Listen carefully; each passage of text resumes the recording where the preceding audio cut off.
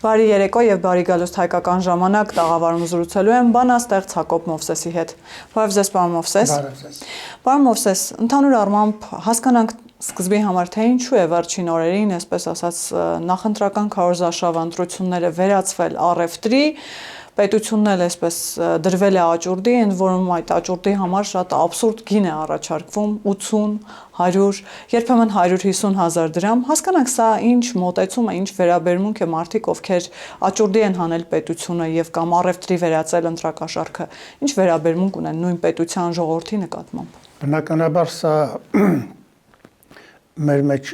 ռուդիմենտ հայերեն ոնց կասեն հետաճուկ,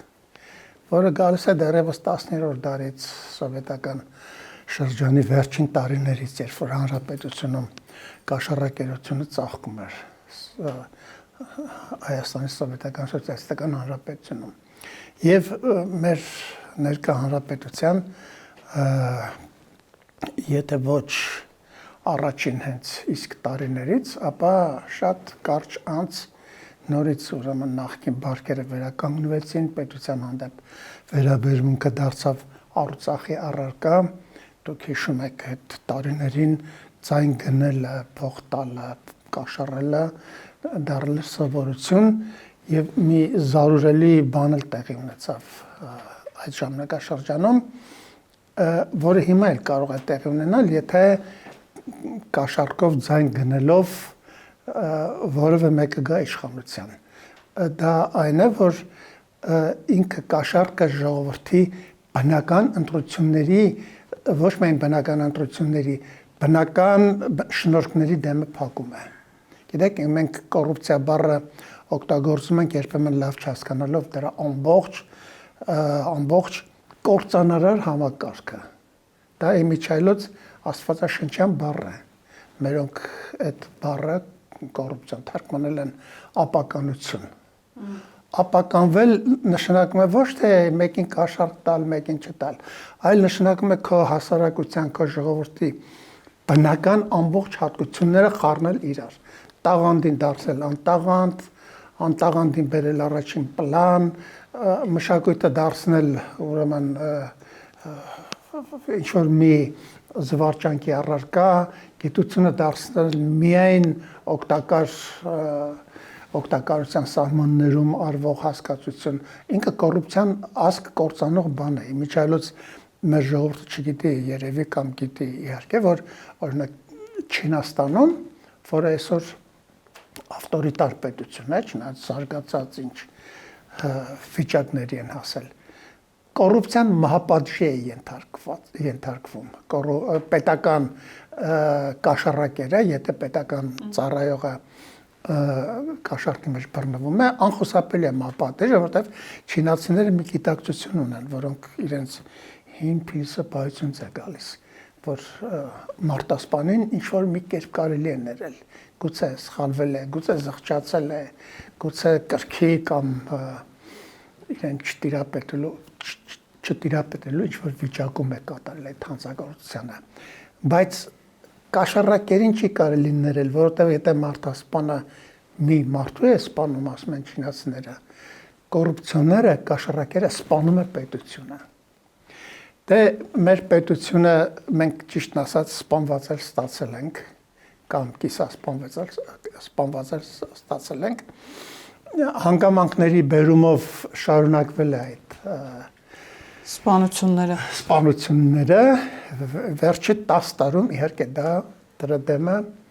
հնարավորինս առնվել է համենայն դեպս որպես մտածողություն, որպես համակարգ կոռուպցիան մեր երկրում եթե չի ավարտվել, իսկ այդ փոքր ժամանակահատվածում չի էլ կարող ավարտվել, գումարած որ Եվրոպայում, Ամերիկայում էլ կոռուպցիոներներ կան, համենայն դեպս մեր գիտակցության մեջ դա պետական համակարգ չէ։ Մենք, այսինքն այսօր որ ասում ենք պետական պաշտոնյա, չենք պատկերացնում կաշառակեր։ Առաջ որ ասում էր պետական պաշտոնյա, ասում էր օխ կաշառքի դռները բացվեցին, ինչ լավ է եւ այլն եւ այլն։ Այս իրավիճակում են հիմա տեղի ունենում նաեւ մեր այս ընտրությունները, ես ձեզ ասեմ նաեւ մեր ժողովրդի մեր հասարակության գիտակցության ընտրություններ են։ Մեր ժողովուրդը ոչ միայն պետք է իշխանություն ընտրի, սրան կամ նրան իր նախասիրած, այսպես ասած, աստիճանով մենք բոլորին էլ ցանկանանք հաջողություններ, այլ պետք է ընտրի իր պետության պաթոսը, իր պետության կարգավիճակը, իր պետության հիերարխիան պետք է ընտրի։ Իսկ ինչ առաջարկներ կան։ Այս ինչ առաջարկներ կան։ Ինչի միջև է ընտրելու։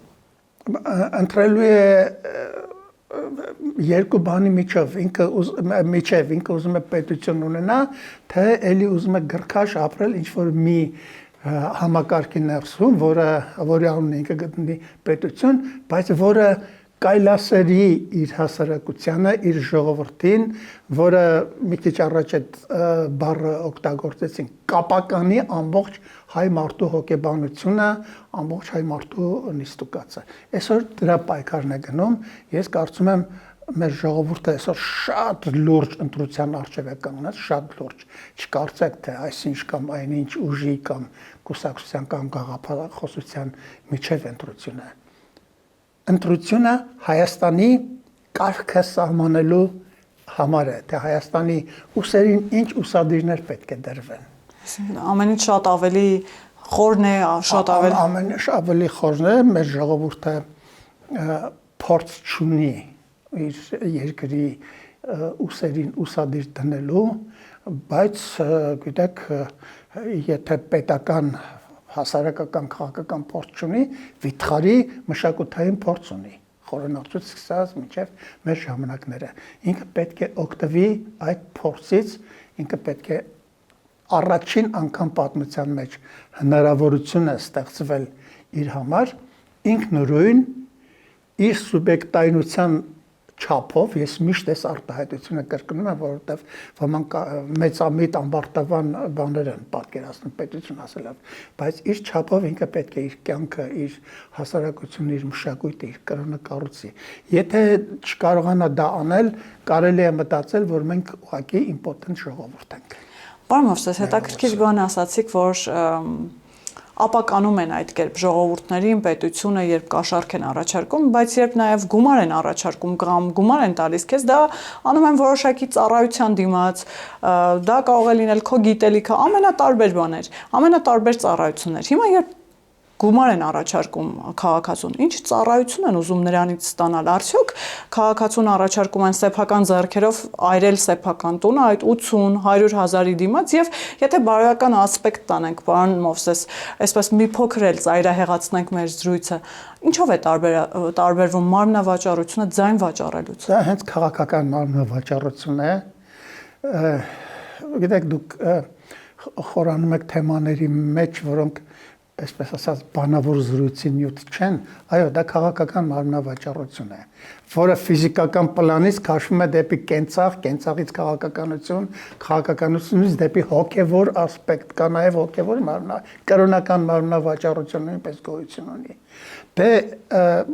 մենք ընդհանրապես հիմա նկարագրում ենք վիճակը, իրավիճակն ենք նկարագրում, այդպեսի մենք իրավիճակում ենք հայտնվել։ Պետք չի, որ այստեղ մեկ ասի, ես հավատում եմ, ես հույս ունեմ, պետք է հիվանդությունը բուժելու համար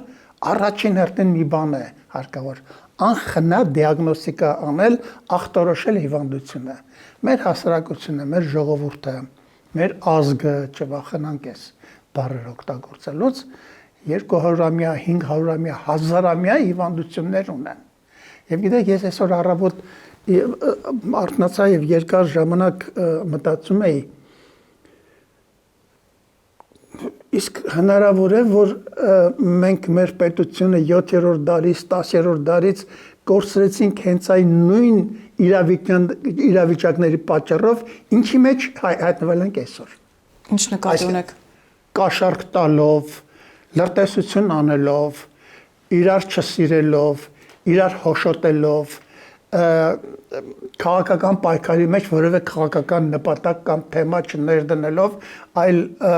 վրեժ խնդրության, ողակալության, անձնական, այսպես ասած, կորցրածը հետ բերելու միտումների համար պայքարելով, գուցե մենք 1045 թվականին էլ մեր պետությունը այս պատճառով կորցրեցինք։ Հենց այս նույն պատճառով։ Գուցե մենք, չգիտեմ, 4-րդ դարում էլ Պարսիկ թագավորին նամակ գրեցինք, ասացինք, գիտեք ինչ, եկեք մեր թագավորին տարեք մի հատ գանկեց արեք, բերեք մի հատ այստեղ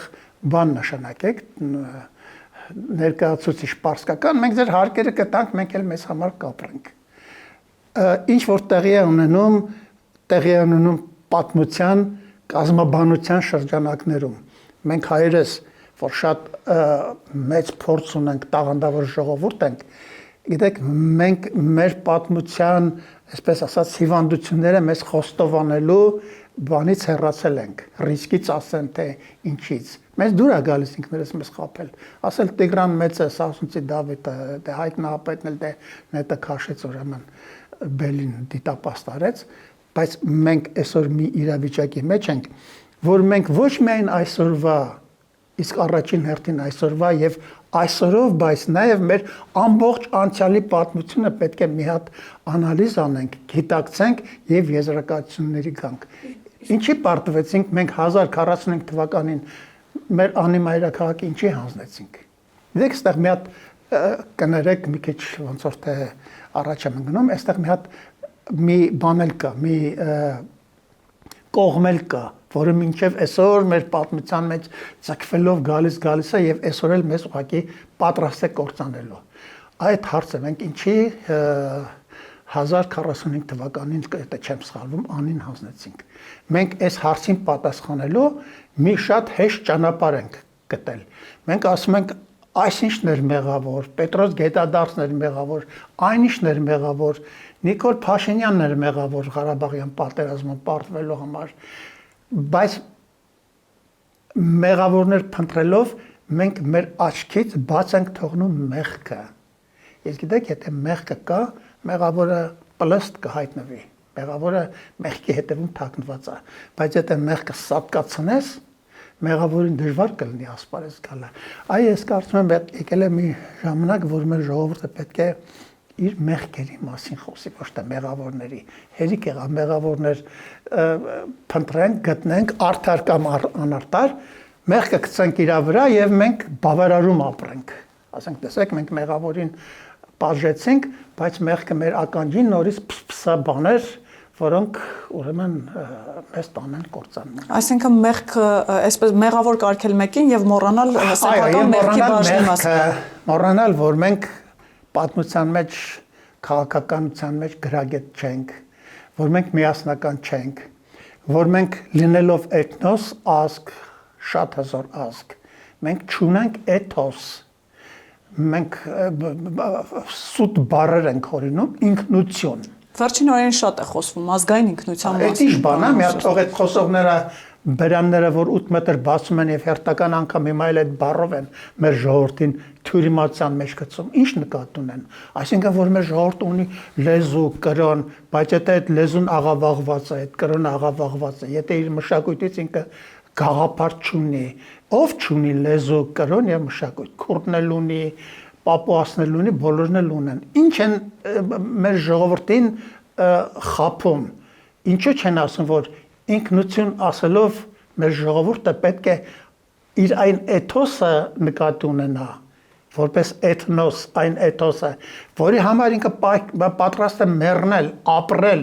առաջին հերթին ապրել, որ իր բարոյական նկարագիրն է։ Այ եթե մենք փորձենք հայ մարդու կերպարը, այսպես ասած, վերացական կամ մոտավորապես սահմանենք մի բան, որը շատ դժվար է, մենք ինչ ասես կգտնենք այդտեղ, եւ բացասական, եւ դրական, դավաճան, մատնիչ, ծույլ, աշխատասեր, անբան, չգիտեմ, այս սա է, որ ժողովրդի այդ էթոսն է կազմում, մենք սրա մասին պետք է խոսենք եւ գալով այն եզրակացության, որ այն ժողովուրդները, որոնք հասարակություն, պետություն չեն կարողանում կառուցեն, թող ինքնությունից չխոսեն։ Ինքնությունը ժողովրդի հավաքական, բարոյական գիտակցությունն է։ Այ եթե մենք մեր պետությունը սարքենք, եթե մենք պետություն ստանանք, եթե մենք ստանանք Հայաստանի պետություն։ Ես այդ ժամանակ կասեմ, որ մեր ժողովուրդը էթոս ունի։ Պարոն Մովսես, ես գիտեմ, որ այս արտահայտության համար կարող ենք թիրախում հայտնվել եւ մենք եւ դուք պարզապես վերջին օրերին շատ է օրինակ Ռոբերտ Քոչարյանը հայտարարում, որ մեր ինքնության մաս Արարատ լեռը ինքնությունից է խոսում, աղավաղված հայոց լեզվով են խոսում, ինչպես հասկանալ։ Ես եկեք խնդրեմ ուրեմն անուններ չտանք մեր այս խոսակցության ժամանակ, նորից կրկնում եմ, բոլորին հաջողություններ ցանկանանք։ Բայց առաջին հերթին հաջողություն ցանկանանք հայ ժողովրդին։ Եվ ասենք հետեւյալը, այդ բառը ինձ զայրացնում է նաև նրա տակ, որ ով ասես դրա տակ թաքնվում է եւ ինչ նվիրական, այսպես ասած, գաղափարներ ասես, փորձում է սարքել եւ ներկայացնել մեր ժողովրդին։ Արարատ լեռը կա այնքանով,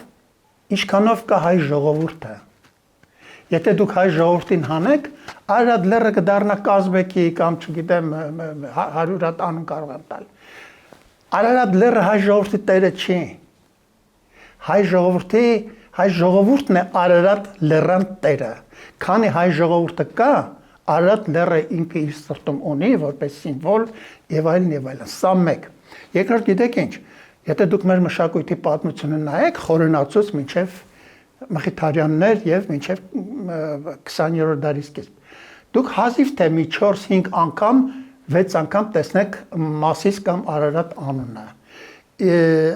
Ըստ որում դրանցից մի քանիսը տարավ Մասիսնի լեռը բանին այնտեղ շղթայեցին սոսկ միֆական, առասպելական Մխիթարյանների մոտ արդեն մի քիչ դա նվիրականության բան ունի։ Ես առաջին բանաստեղծությունը, որը հիշում եմ, Արարատին նվիրված մեր գրականության մեջ գրել է Վահան Տերյանը։ Ես թիվը ափսոս չեմ հիշում 19-20 թվականներին, որտեղ ոչ թե Արարատի սրբության, այսպես ասած, իդոլը կուրքն է դրած մեր ժողովրդի մեջ, այլ հենց մեր ժողովուրդն է որպես սրբությունը կուրք դրված Արարատի դիմաց։ Ելիր անկյալ ժողովուրդ չկա եւ խաչվածի մահ չկա։ Բոլոր այդ բաները, այդ իդիոմները այսօր օգտագործում են ավանտյուրիստները մեր ժողովրդին այդ անունների, այսպես ասած, գոլորշու մեջ պահելու համար եւ թույլ չտալու, որ հասկանան, որ իրենց համար գերագույն նպատակը, Արարատի համար գերագույն նպատակը, Վարդան Մամիկոնյանի գերագույն նպատակը այսօրվա Հայաստանի Հանրապետությունն ու հայ ժողովուրդն է։ Դեք ես մի դեպք պատմեմ։ Ես մի անգամ ուրեմն Գերմանիայի Überlingen քաղաք կա, գեղեցկագույն մի քաղաք։ Իմ գերմանացի ընկերը ինձ զբոսանքեր հանել, շքեղ, եւ ես իրեն հայկական սովորության համար մի հարց տվեցի։ Ասեցի, այսքան շքեղ քաղաք ունեք, բա ուր է ձեր Արմենիոս Զորավարի արձանը։ Եվ ինքը ինձ շատ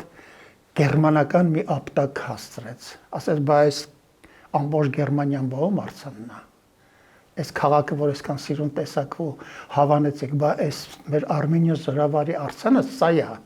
Մենք այդ արձանապաշտությամբ, կռապաշտությամբ, եթե գիտեք, այս խոսակցությունը այնքան խոր խոսակցություն է, որտեղից է գալիս, մենք Արարատը կուրք չի,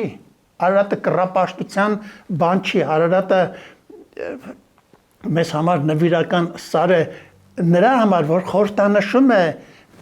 մեր հայ ժողովրդի սրբությունը, ոչ թե հակառակը։ Այս մասն առայժմ այսքանը։ Պարոն Մովսես, քանի որ խնդրեցի կանոններ չտալ, բայց այնուամենայնիվ պիտի խոսենք նախընտրական քարոզարշավից, հատկապես այն համատեքստում, որ կարծես թե մշակույթ է փոխվում քարոզարշավային տրամաբանության մեջ, թեև դուք ասացիք, որ այնտեղ քաղաքական օրակարգերի գաղափարների շուրջ պայքար չկա եւ ես ձեր հետ համաձայն եմ իհարկե, բայց այնուամենայնիվ մենք տեսնում ենք բաներ, որ նախկինում շատ դժվար էր պատկերացնել, օրինակ երկրորդ նախագահը, որ դուրս է եկել քարոզարշավի, շփվում է մարդկանց հետ, այսպես քվե է հայցում, սա ինչ որ իմաստով դժվար էր պատկերացնել օրինակ մի 20 տարի առաջ։ Կարող ենք ենթադրել, որ Նիկոլ Փաշինյանը այս իմաստով ժողովրդավարության նաև ինչ որ իմաստով մաստեր կլաս է ցուցադրում։ Միանգամայն համաձայն եմ ձեզ հետ քաղաքագիտական ասպեկտով, ոչ Նիկոլ Փաշինյանի անձի ասպեկտով։ Ընդհանրապես այս նոր իշխանությունները վերջին 8-10 տարվա մեր ժողովրդի պատկերացումները նույնիսկ փոխեցին իշխանության եւ իշխանավորի մասին։ Մեր ժողովրդի իշխանություն եւ իշխանավոր ասելով հասկանում է բարձունքներում իրենից հեռու գտնված մի բան, անձեռնմխելի, որին ինքը կամ փողոցում կամ երազում մի անգամ կարող է տեսնել, որ հետ ինքը իրավունք չունի շփվել, առավել եւս իրավունք չունի փողոցում իր հետ բանավիճել, վիճել, մատ թափ տալ երբեմն։ Հա, մատ թափ տալ։ Ինչքան էլ դրա մեջ արտահայտված լինի նաև մեր հասարակության մակարդակը, վարչապետի հետ շփվելը, երկրի ղեկավարի հետ շփվելը պահանջում է մակարդակ, մշակութային մակարդակ։ Դա ուրիշ խոսակցության նյութ է։ Սա խոսում է այն մասին, որ մեր ժամանակակից պետությունը, այսօրվա Հայաստանի Հանրապետությունը, ժողովրդավարական հանրապետություն է, մատչելի է, կարելի է բանավեճերի անսպառ հնարավորություններ գտնել եւ բանավեճերի մեջ մտնել, ճշտել քո քաղաքական համոզմունքները, երկրի վարչապետի հետ երբեմն քո անհամաձայնության ուրեմն հարթությունները բացել, իսկ ինչի՞ չէ որ։ Այսինքն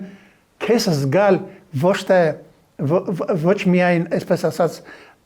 պետության հպատակ, որը նույնպես կարևոր հասկացություն է, այլ նաև քաղաքացի։ Մեր ժողովուրդը այսօր քաղաքացիական կեցվածք ունի, ուրիշ բան, որ այդ քաղաքացիական կեցվածքը երբեմն մակարդակ չունի, երբեմն սովորական ճղճղոցից եւ սարքովի բանսարկու հարաբերություններից դուրս չի գալիս։ Դա արդեն ուրիշ խոսակցության նյութ է։ Ես կուզենայի, որ օրինակ մեր իշխանությունները երբեմն չիջնեին բանավեճի, վեճի այն մակարդակին, որին իրենց հակառակորդները իրենց փորձում են իջեցնել։ Այստեղ սա բանի պահվածքի եւ կեցվածքի հարց է, բայց ես ինչ որ լինում է բոլոր դեպքերում շատ ուրախ եմ դրա համար։ Շատ ուրախ եմ։ Ես ուրախ եմ, որ ես կարող եմ փողոցը մոտենալ իմ երկրի ղեկավարին, գրկախառնվել, մատ թափ տալ վրան, սիմվոլիկ ինչ-որ բան վերցնել եւ անձնական որևէ բան հաղորդել։ Ես դրա համար շատ ուրախ եմ։ Հետաքրքիր մեկ այլ դրսևորում էլ կա, այնուամենայնիվ պիտի նորից վերադառնամ երկրորդ նախագահին։ Դժվար էր պատկերացնել, որ օրինակ նրա հետ էլ քաղաքացիները կարող են երբեմն շատ կոպիտ տոնով խոսել։ Մեր իշխանությունների շնորհքն է դա նորից, որ երկրորդ նախագահը, առաջին նախագահը, երրորդ նախագահը դուրս է գալիս փողոց եւ շփվում է ժողովրդի հետ։ Դե թող հələ մի հատ այն տարիներին այդպես մի բան մենք չենք կարող հիշել։ Դա նշանակում է, որ մեր պետությունը, մեր կառավարական, այսպես ասած, համակարգը պայմաններ է ստեղծել նաև իր հակառակորդների համար։ Հակառակորդ չասենք, իրեն հակադարձողների համար։ Դա նույնպես կարևոր ձեռքբերում է, նույնպես նվաճում է։ Մի խոսքով դրանք բոլորը եկեք անվանենք պետության նշաններ։ Եվ վերջում էլի անուններ չտալով, պարոն Մովսես, մեկ այլ երևույթից էլ կուզենամ այնուամենայնիվ խոսել։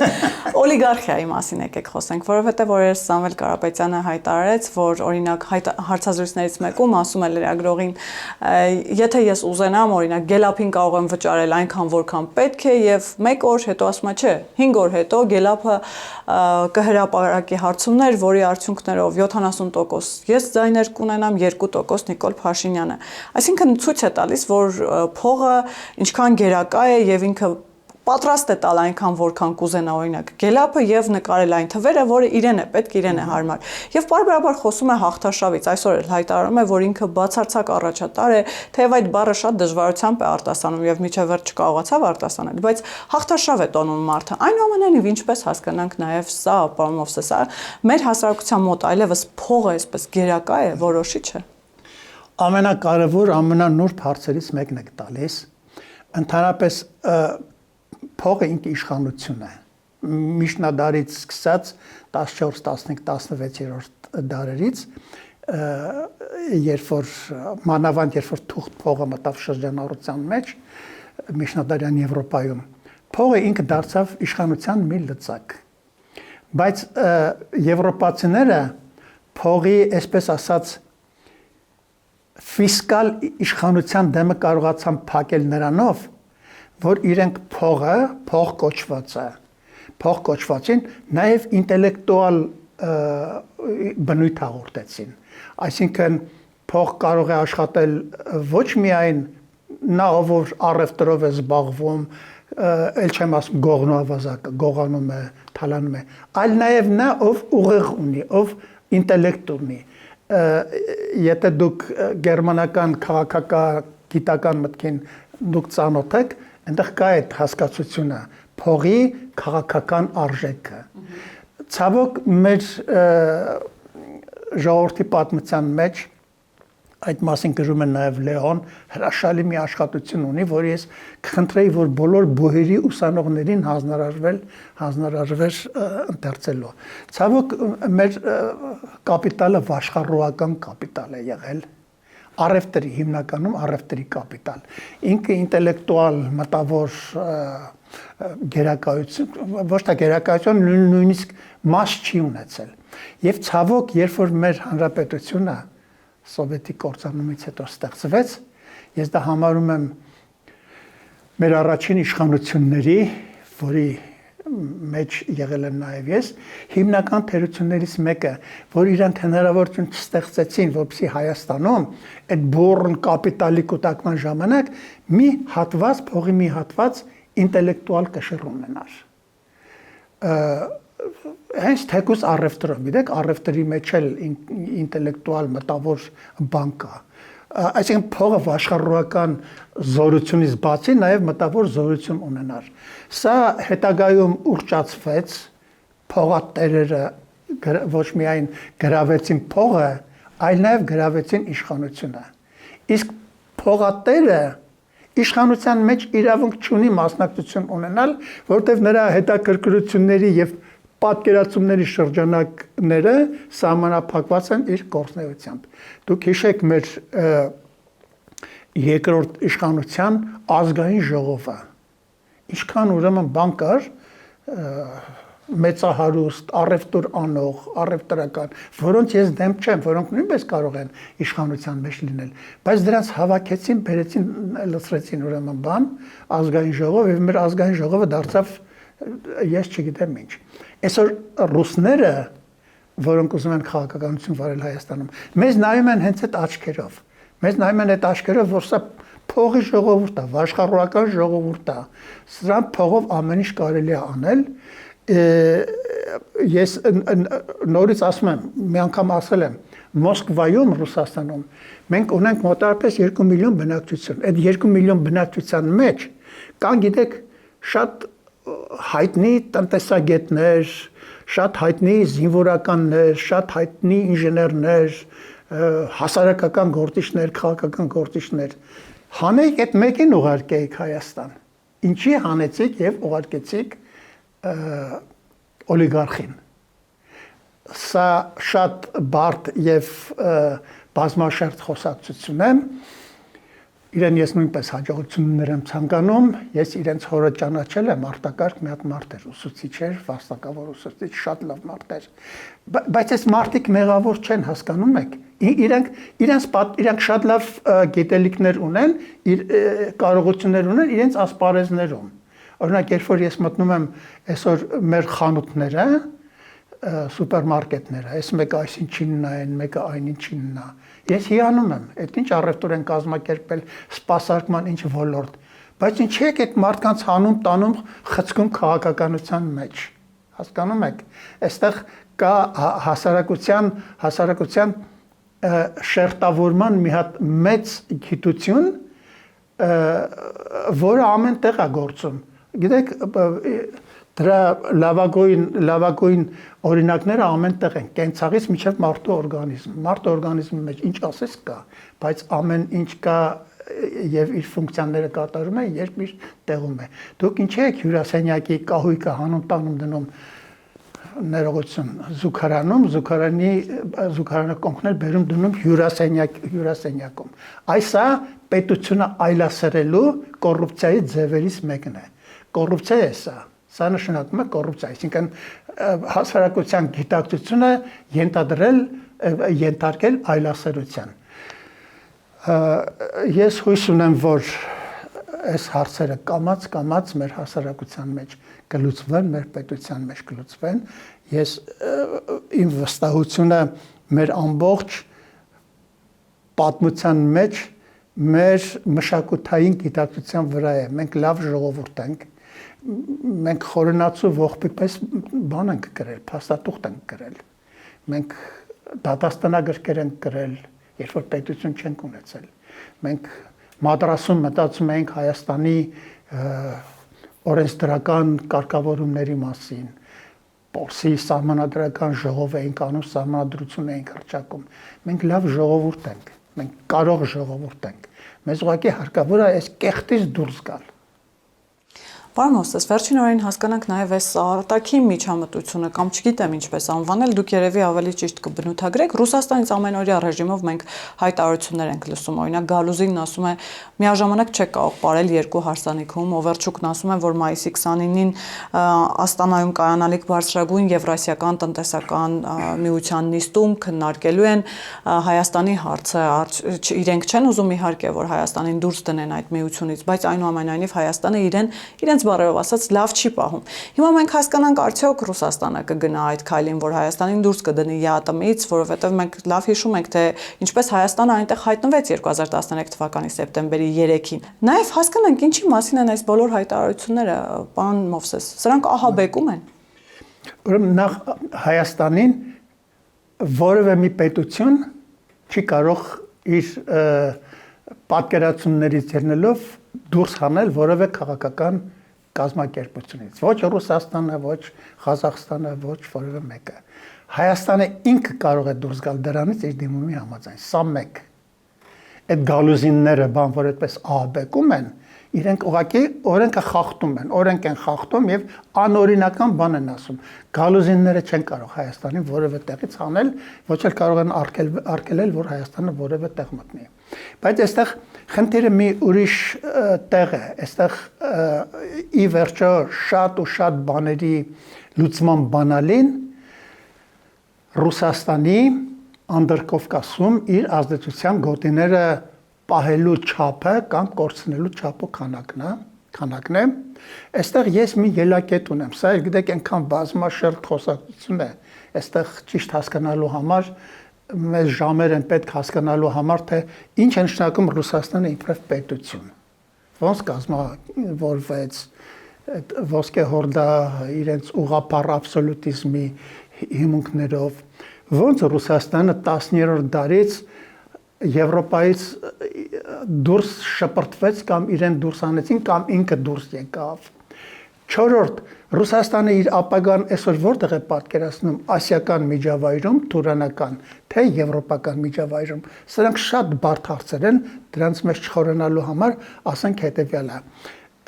Ռուսաստանը իհարկե ավելի անհանգիստ վերաբերմունք ունի Հայաստանի նկատմամբ, քան Ադրբեջանի եւ Վրաստանի։ Մերոնք երբեմն շատ են համեմատում Վրաստանի հետ, թե վրացիները տեսեք հետ դարձան առանց հասկանալու, որ Վրաստանի քաղաքական իրավիճակը եւ քաղաքական նպատակները լրիվ այլ են, մերը այլ է։ Մենք մի հարցի պետք է պատասխանենք։ Ռուսների Թուրքիայի եւ թուրքերի հետ ունեցած հարաբերությամբ տեսեք ինչ եմ ասում։ Ռուսաստանի Թուրքիայի հետ ունեցած հարաբերությամբ եւ այդ հարաբերության վաղվա ակնկալիքներով Հայաստանի համար արդյոք վտանգավոր չէ Ռուսաստանի հետ լինելը։ Ավելի պարզ Ռուսաստանը արդյոք Հայաստանի Հանրապետությունը կամ իր մի մասը իրեն հարմար մի պահի, իրեն հարմար մի առևտրի ժամանակ չի հանձնի Թուրքիային։ Արդյոք Ռուսաստանին մեղրիի այդ երկաթ գծի մեջ պահելը կամ Սյունիքում պահելը, Սյունիքում մի ժամանակ իրենք ուզում էին բան բացել, հյուպատոսարան բացել։ Դա չի նշանակում Թուրքիայի հետ իր հարաբերության մեջ Հայաստանը դնել Ռուսաստանի գրպանը հարմար մի պահի օգտագործելու համար։ Հարցերի հարցը սա է։ Հայ ժողովուրդը երբեք ռուսների եւ Ռուսաստանի դեմ թշնամանք չի ունեցել, ինչպես այսօր ուզում են ներկայացնել գալուզինները եւ մյուս ուզինները,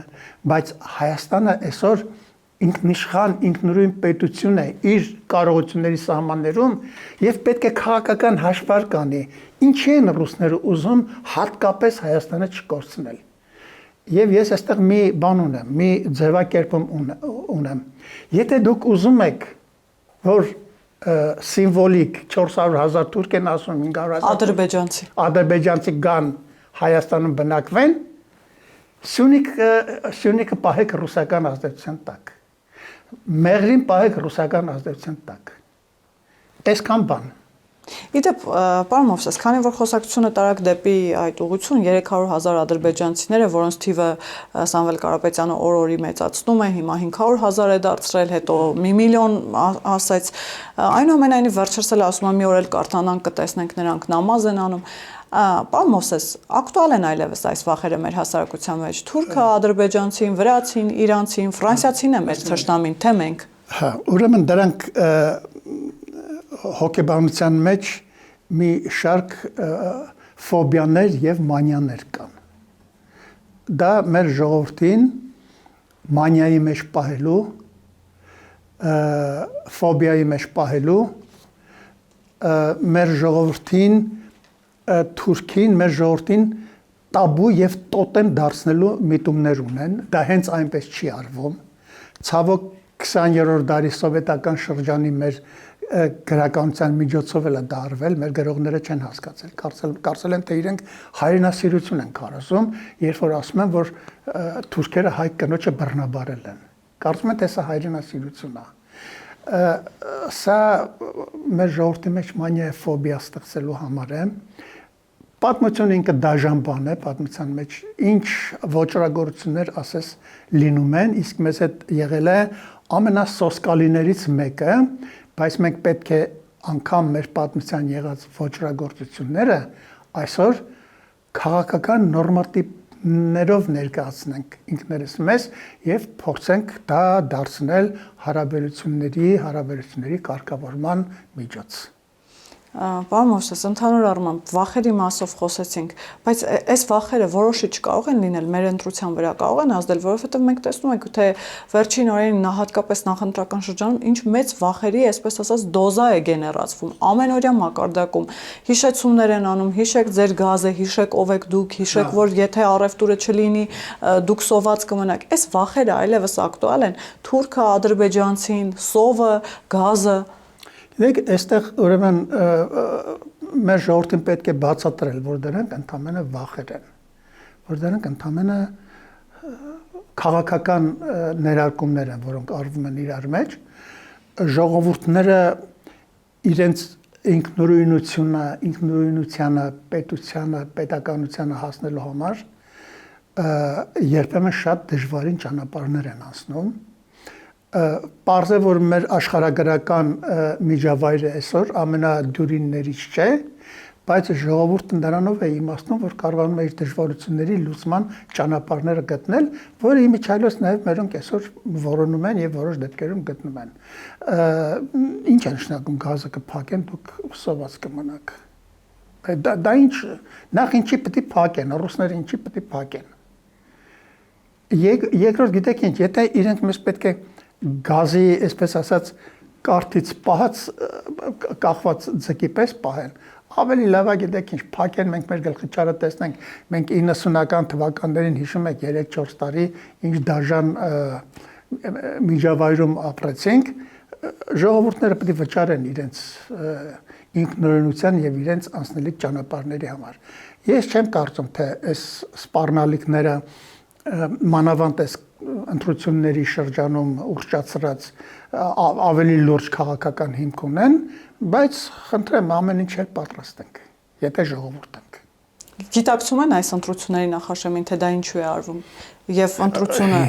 հիմնականում այո գիտակցում են։ Հիմնականում գիտակցում են եւ մեր այդ գազն ու բանը չի, մեր ժողովրդի ահաբեկելու ամենամեծ կռվանը որ այսօր օտար երկրի ձեռքում կա, դա մեր 2 միլիոն բնակչությունն է, որ ապրում է Ռուսաստանում։ Եվ դրանց հարազատները, ընտանիքները, միջավայրերը այստեղ։ Դրանք բոլորը իհարկե կօգտագործվեն, բայց Աստված մեկին որ փրկություն է ուղարկում, փորձություն էլ է ուղարկում հետը։ Շնորհակալ եմ, պարոն Մովսես։ Հիշեցնեմ, որ իմ զրուցակիցը բանաստեղծ Հակոբ Մովսեսն էր, կհանդիպենք։